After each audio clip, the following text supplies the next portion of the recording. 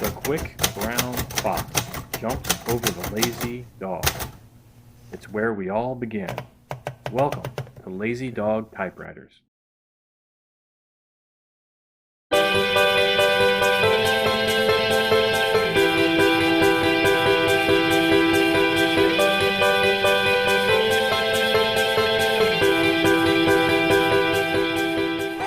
Howdy folks, we've just been talking about typewriters that make you happy, and this is another of those typewriters. This is a Sears Chevron II, often just called Sears Chevron, but it's a different variant than the Chevron, and it's made in orange. And we had an orange tip, I really call it Tessie, a minute ago, and this one, if the color comes out right, is much more of a creamsicle.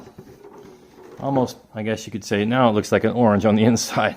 But this is your Sears Chevron II typewriter. And interestingly enough, compared to the very lightweight plastic-bodied Contessa and Tessie and Tippa, this is got a metal cover with a plastic frame and a very robust internal cast aluminum frame. This was manufactured for Sears by Mesa in Portugal, and is somehow connected also up with ABC, aka Cole Steel. But it's a very robust, and you can kind of see hints of it if we zoom in of the frame, which is in here underneath. You can see a little hint of the orange. That's a very substantial frame, way more than it seemingly needs for this machine. So this is a product of the 70s for sure. So you've got some very angular, a lot of lines, very sharp, almost Tron-like projections here. Those used to be, I guess, vestigial gull wing covers. You can see the Hermes babies had that kind of a thing, but it's very pronounced, very sharp, and I think it's a very pretty, in its own sort of utilitarian way, machine.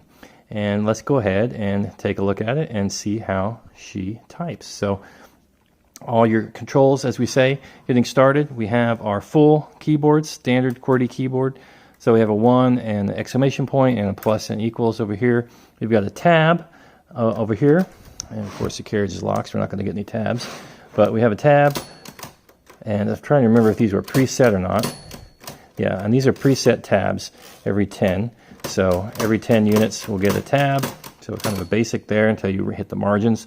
As you can see back here, your margin selectors are on the left and the right. They just press and slide. Carriage return lever, it cuts down in kind of a neat way for storage. You keep it out of the way. You'll notice, something is not quite right on this side. That's because we are missing the left platen knob. So I don't know how many times I use the left platen knob to advance the paper, but it's not that often. So just having one on the right side will suffice. I thought about getting a Tinker Toy wheel, because that's kind of what that reminds me of. Might be a good fit painted white. Over here we've got a series of dots. Looks like 3 dots, 2 dots, 1 dot. That is your line spacing. And then on the right side, we have our red dot, white dot, hard to see, and then black dot. That is your line color selector. And I realized you couldn't see that, so let's go try that again. So we have our red, white stencil, and then black for other ribbon colors. We have a black ribbon installed, so none of that really makes any difference to us except for stencil. And coming around, we have a carriage release lever. We just have the one on the right-hand side. We have our paper bail, and we have our tension release, also slightly out of frame, so forgive me. I'm trying to be a little bit of a higher angle and hopefully haven't missed out all the fun stuff when we go through things. All right, see if we can hear the bell.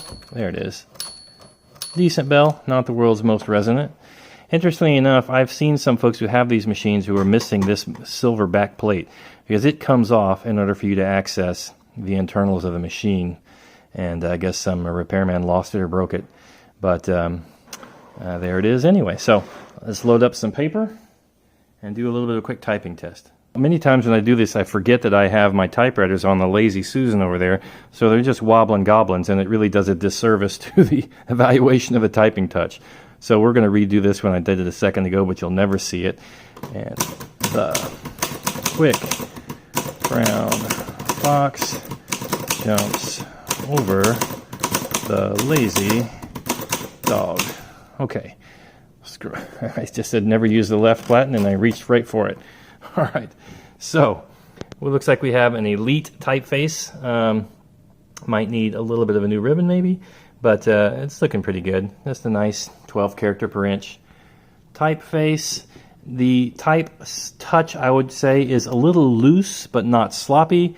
I would rate it below a standard Smith Corona 6 series of a time, but not insubstantial. It's fine. It's a decent typewriter, but it's not probably the best touch in the world. Again, I think the main selling feature on this is its robust, either hard plastic here, but then metal construction, and of course, the elephant in the room, James and the Giant Peach, is the beautiful orange color.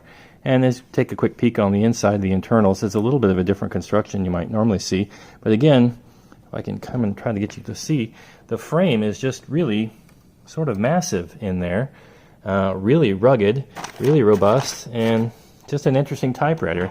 It's interesting to see parts on a typewriter made for an American department store in Portugal by a Portuguese manufacturer have German markings on them. So links and Rex and various, there we go, thunk, solid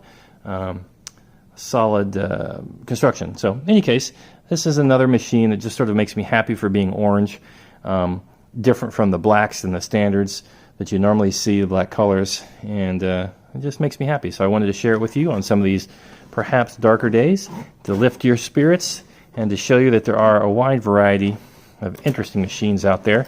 They don't have to have the best touch, because that's true.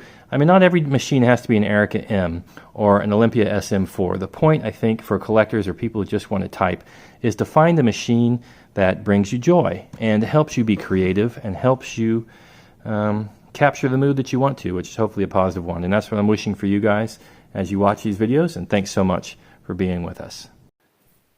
I like popsicles. I hope you have a happy day.